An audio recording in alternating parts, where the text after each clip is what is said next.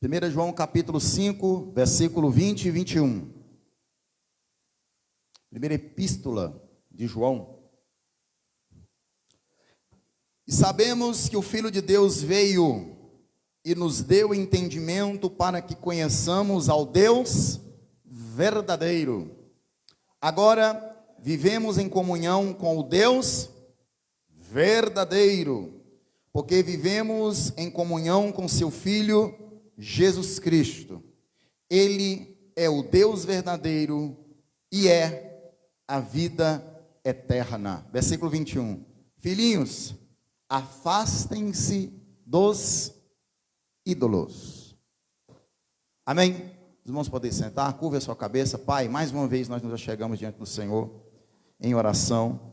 O Senhor sabe como nós chegamos, como está o nosso coração, como está a nossa vida, como foi a nossa semana.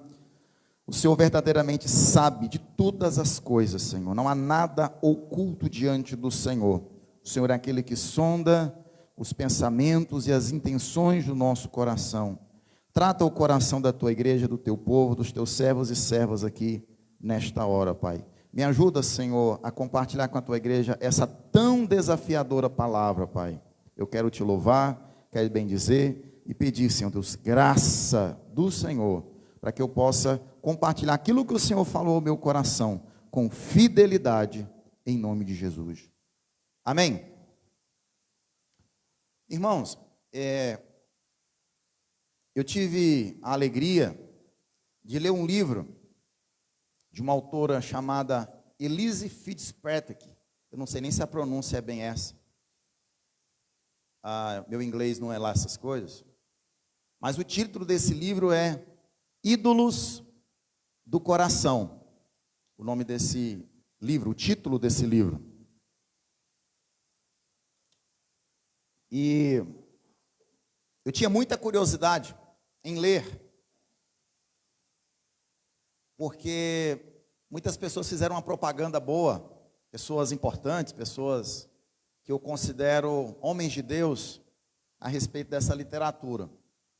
E depois que eu li esse livro, eu posso dizer para os irmãos com toda sinceridade, eu fui impactado pela leitura desse, eu considero um devocional bem teológico mesmo, porque a autora, ela cita as escrituras de forma bem abundante.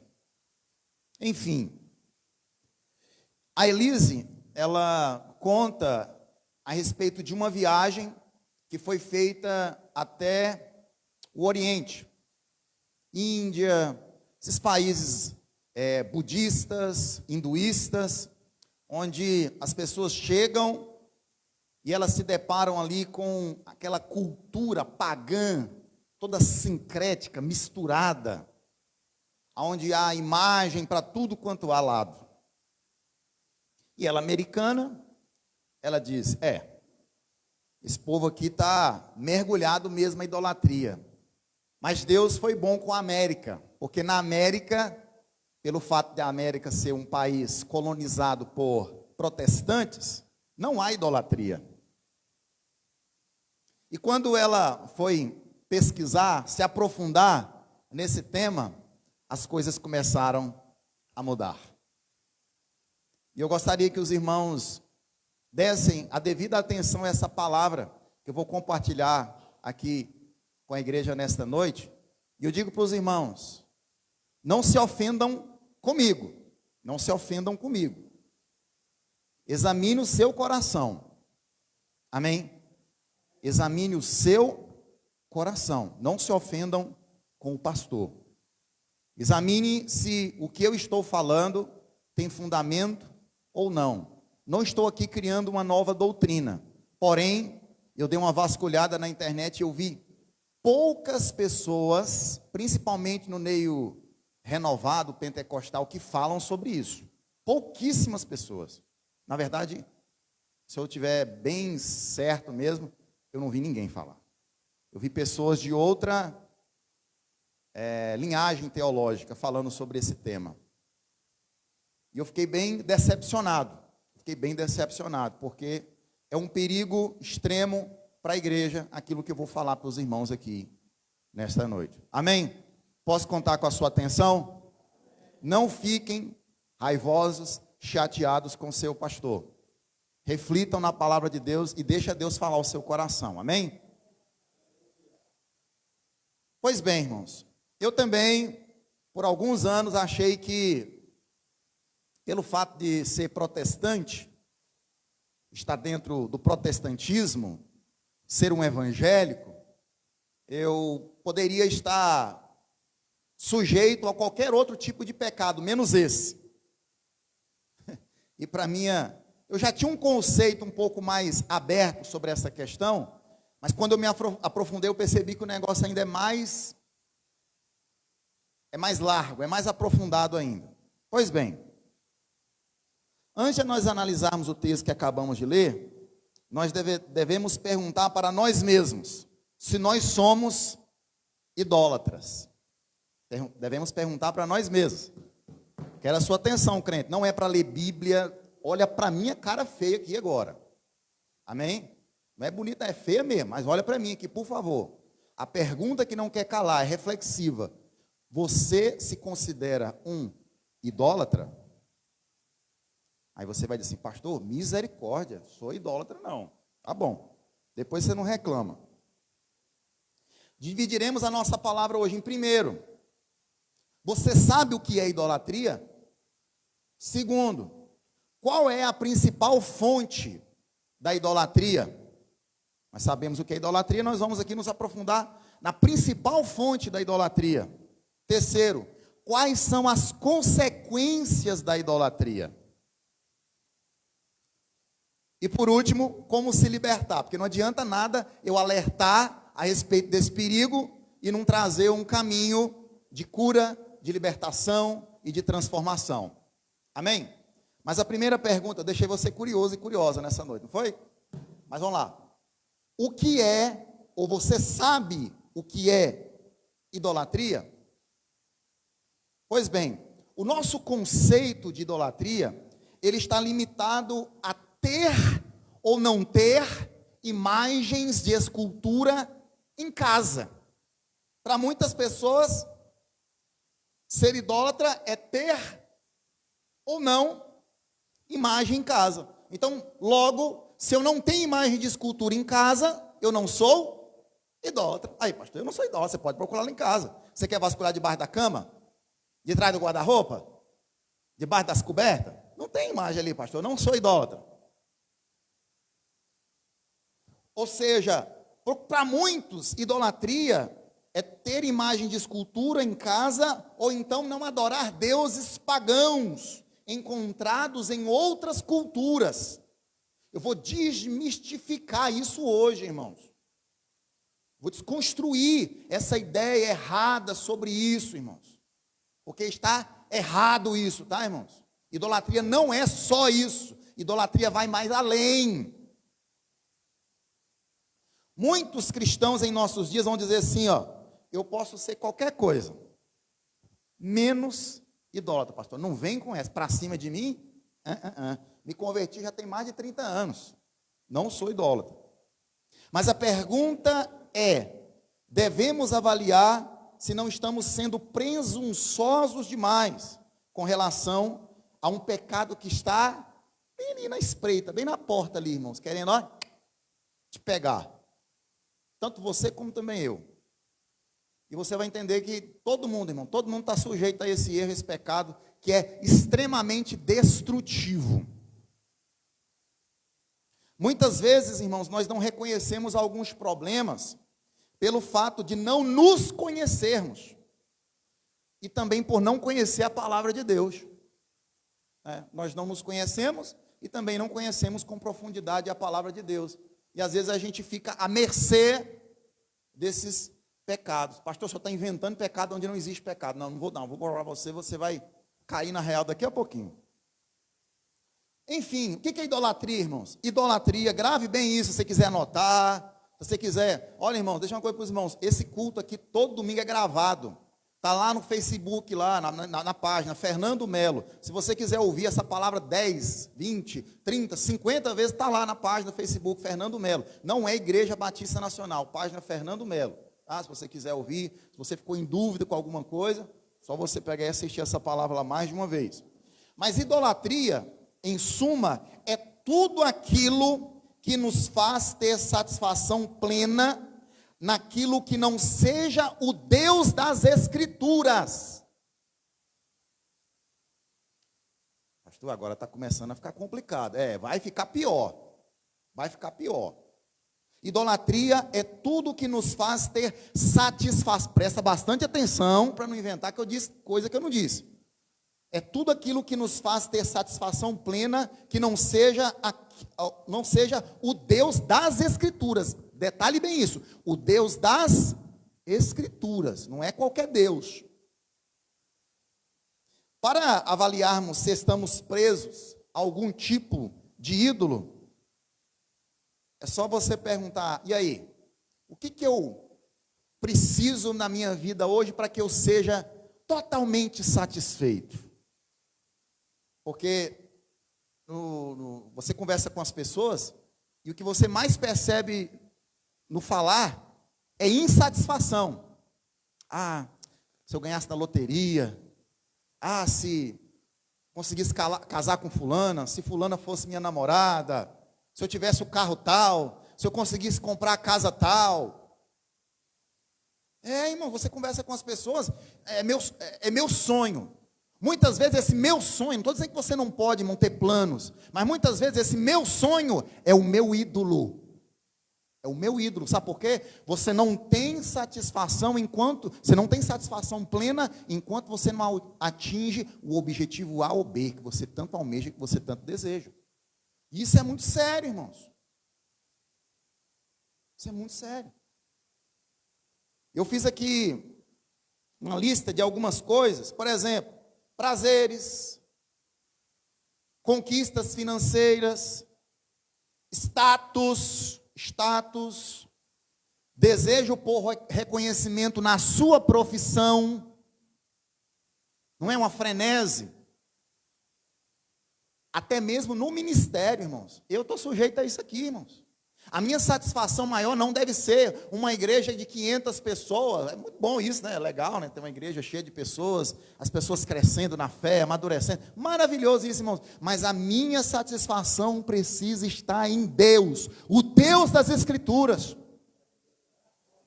Até ministério, irmãos. Pastor, mas ministério?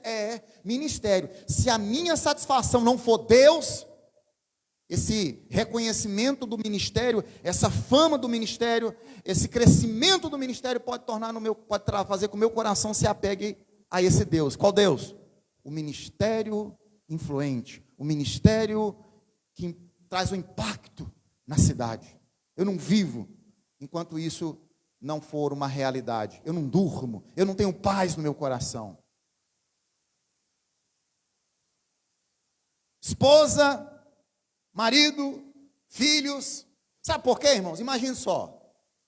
Sabe aquele negócio que você gosta muito? Eu pergunto para você, você consegue viver sem? O que vai ser da sua vida? Eu estou falando de qualquer coisa, irmãos. Qualquer coisa. Marido, mulher, filhos, qualquer coisa. Você ficar sem, o que vai ser da sua vida? Acabou tudo? Sua vida perdeu o sentido? Não sei se vocês já ouviram de pessoas que trabalharam a vida inteira numa profissão e o dia que eles se aposentaram, eles se deprimiram e eles perderam o sentido da vida. Infelizmente, aquela profissão se tornou um ídolo na vida daquela pessoa.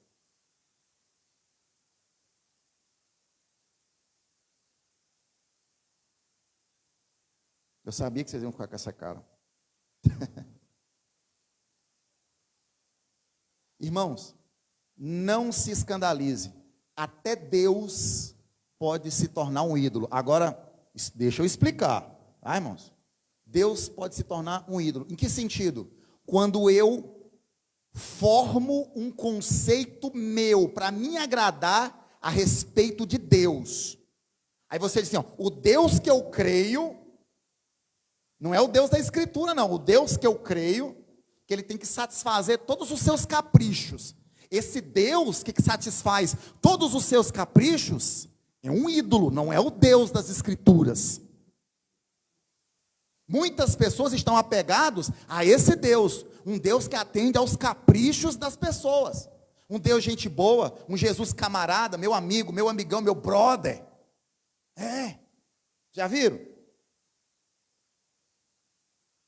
É meu camarada, um Jesus descolado.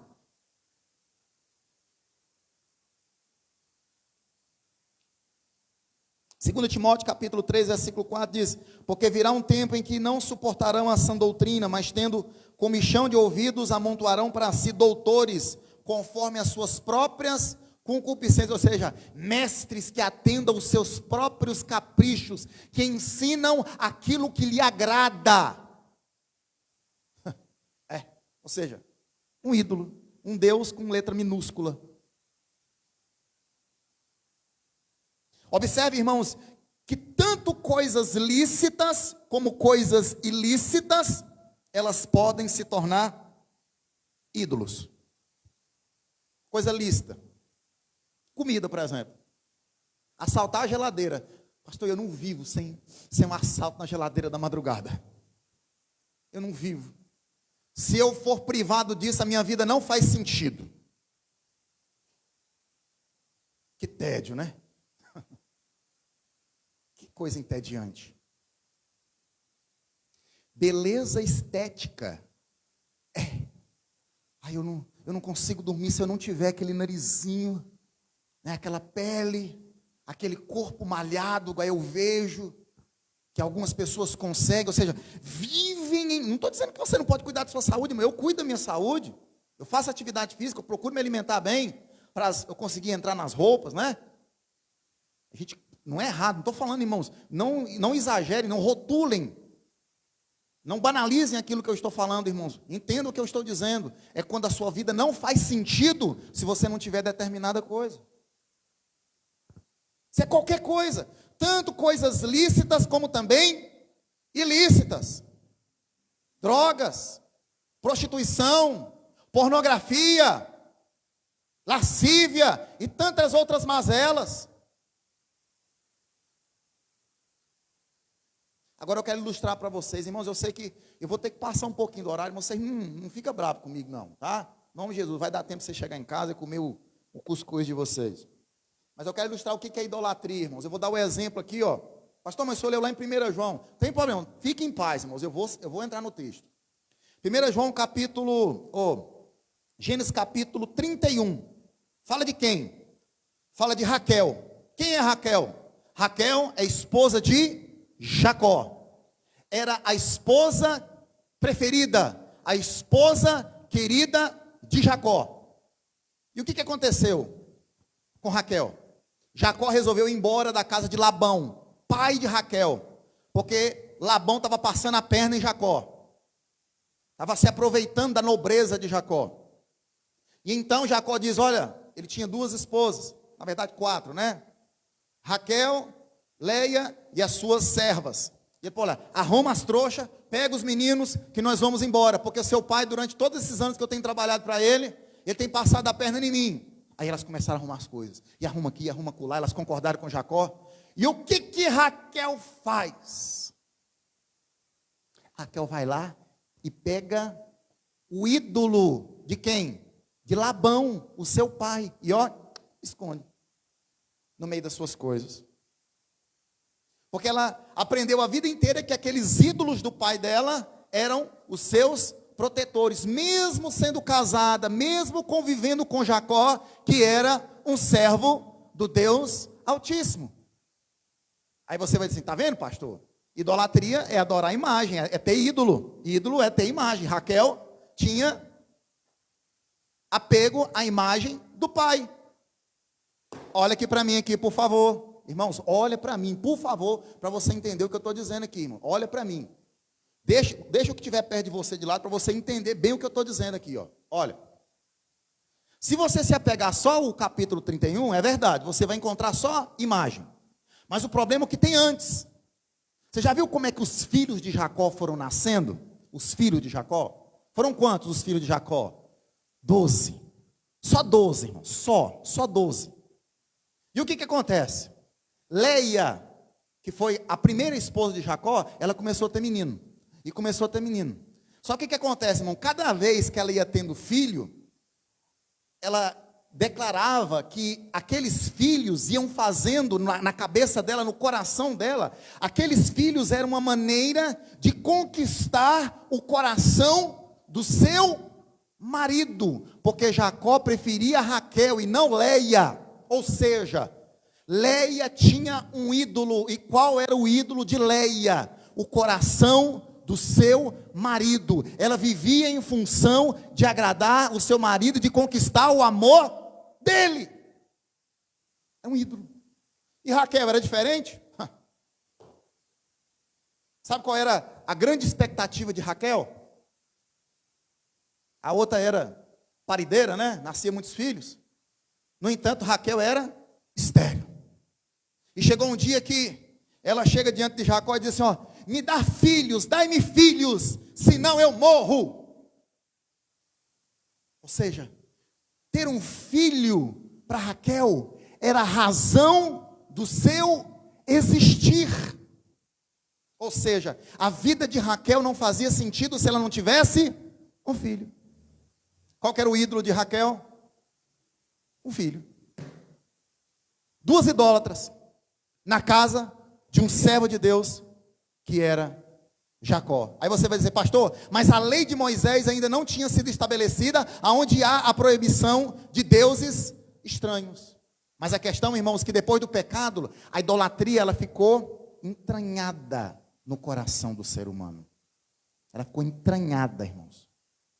Não havia uma proibição, uma lei prescrita, estabelecida, mas o pecado estava sendo praticado.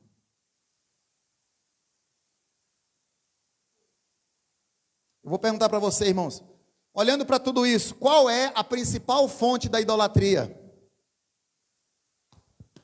O coração. É o coração, irmãos. Não é o que está lá fora, é o que está aqui dentro.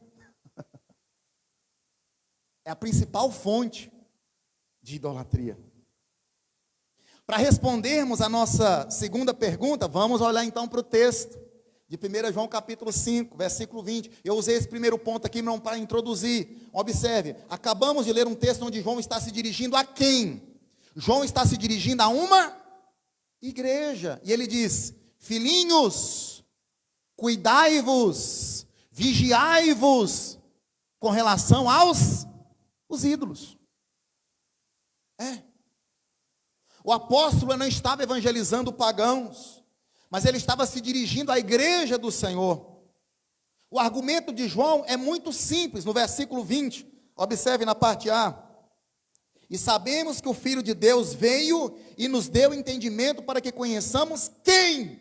O Deus verdadeiro. Mas infelizmente, irmãos, mesmo sendo crentes, mesmo estando na casa de Deus, mesmo participando de cultos, o nosso coração está sujeito a se apegar a ídolos. Infelizmente, irmãos.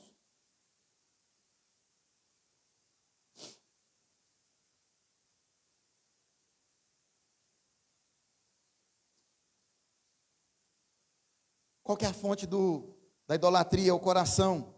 Mateus capítulo 15, versículo 19, eu já preguei a respeito desse texto. Jesus diz, do coração de quem? Do ser humano saem o quê? Os maus pensamentos, os homicídios, os adultérios, as imoralidades sexuais, os roubos, os falsos testemunhos e as calúnias. Um teólogo chamado João Calvino, eu discordo de muita coisa de Calvino com relação à doutrina da salvação, à soterologia, mas nesse ponto aqui, eu estou junto com Calvino.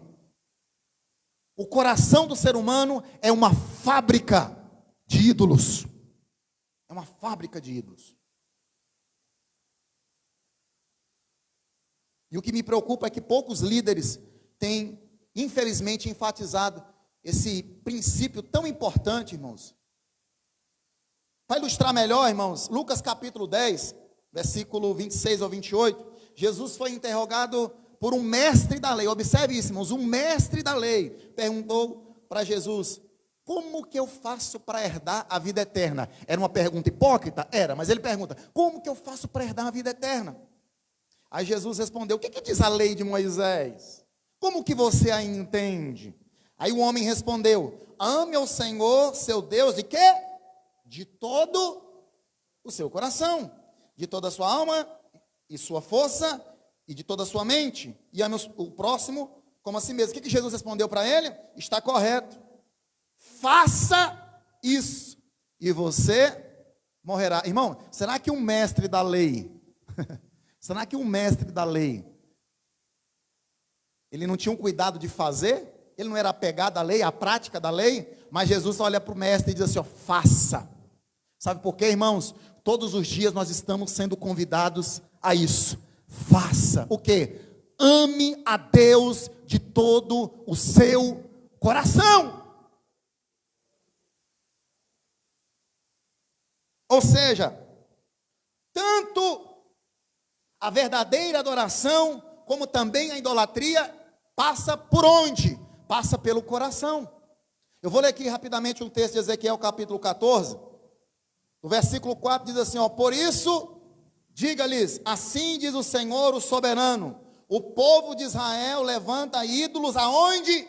Em seu coração e cai em pecado. Olha, irmãos, Antigo Testamento, Deus usando o profeta Ezequiel para dizer para o povo de Israel, olha, quem? O povo de quem? O povo de Israel, o povo que tinha lei, o povo que conhecia o Senhor, Yahvé. E o sinal de alerta, a mensagem de alerta, dizendo assim, olha, esse povo tem ídolos no seu coração e está caindo em pecado. Eles ficam com essa prática e depois vai procurar profeta, para ver o que o profeta está dizendo. E o profeta está denunciando esses ídolos. Aonde? No coração.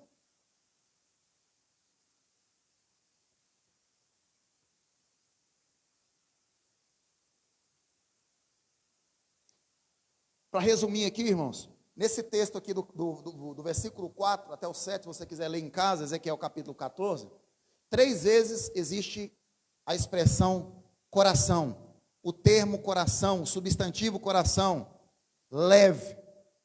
E o que eu aprendo com isso, irmãos? Eu não sei se você já viu essa situação, que a pessoa se converte e você vai lá, olha, irmão, você tem que jogar essa imagem fora, você tem que quebrar ela. Irmãos, não adianta jogar fora, não adianta quebrar, se não sair daqui, ó. Não adianta você exigir isso da pessoa, se o ídolo não sair daqui, ó. É só uma atitude estereótica. É. Já viu? Tem irmão que gosta desse negócio, né? Não, eu vou aqui quebrar essa maldição, vou quebrar essas imagens, tudo, e tá, vou resolver o problema. Não adianta nada, irmãos, se não sair daqui, ó.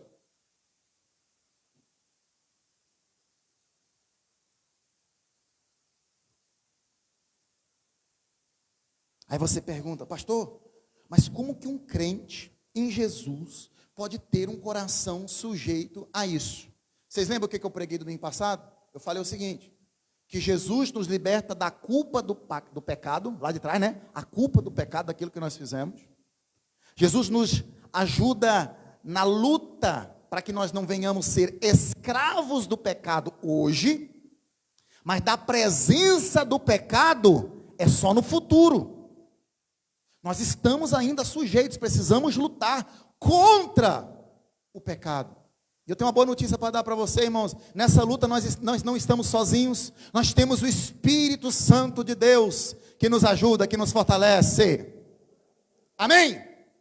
Você não está sozinho nessa, não. Deus é contigo.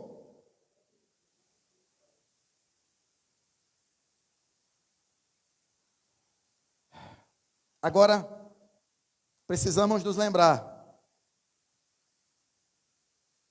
que é necessário reconhecer tudo isso que eu falei aqui, para nós vencermos. Porque senão, irmãos, você vai estar vivendo nessa prática e não vai ter a percepção da prática e nem do perigo dela. Porque eu vou falar agora das consequências da idolatria.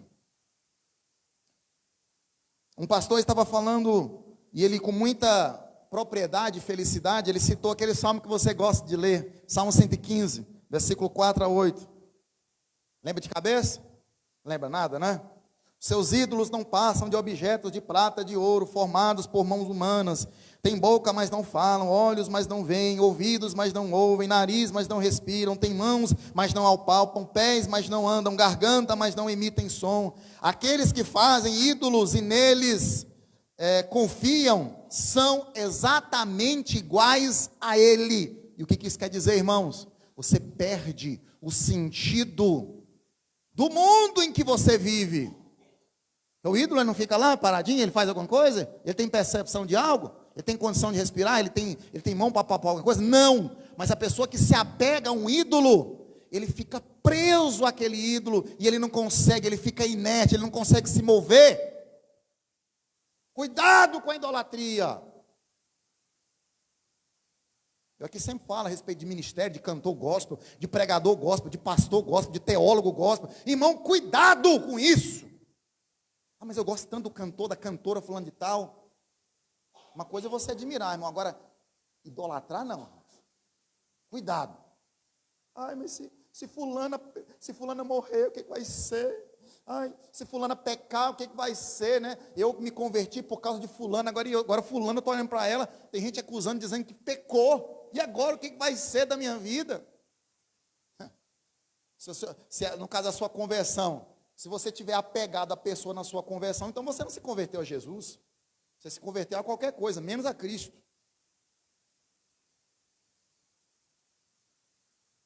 Agora, alguém vai dizer assim, pastor, a consequência do pecado da idolatria é o lago de fogo, ou seja, os idólatras serão lançados no lago de fogo. Sim, é verdade, mas isso no futuro. Mas agora, o idólatra, ele fica inerte, ele não cresce, ele não amadurece.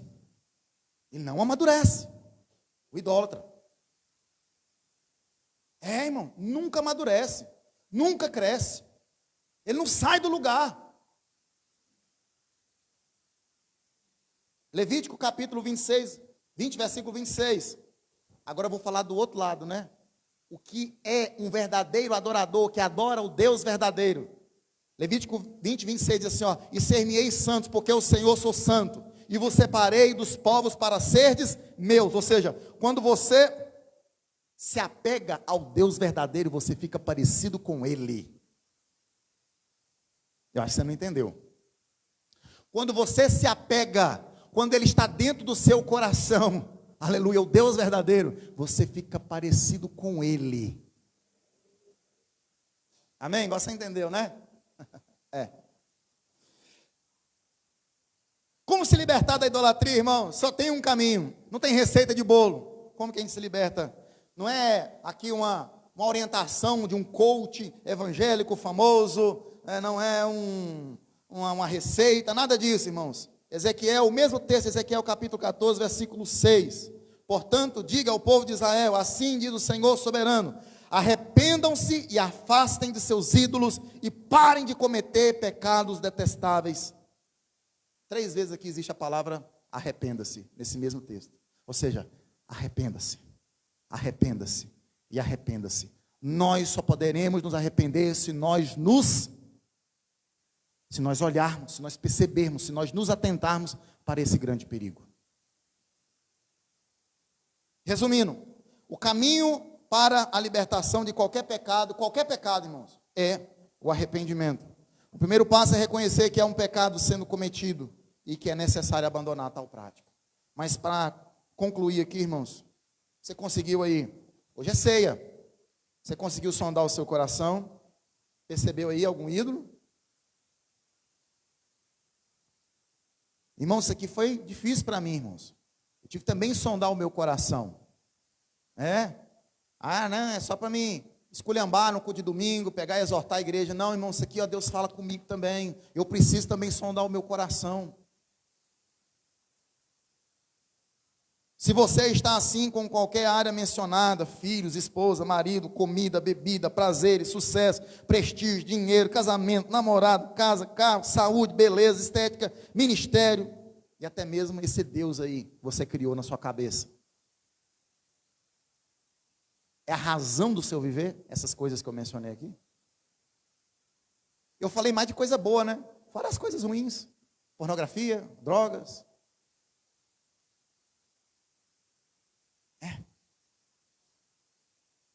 A ceia do Senhor é um instrumento de reflexão, por isso nós devemos repensar as nossas prioridades.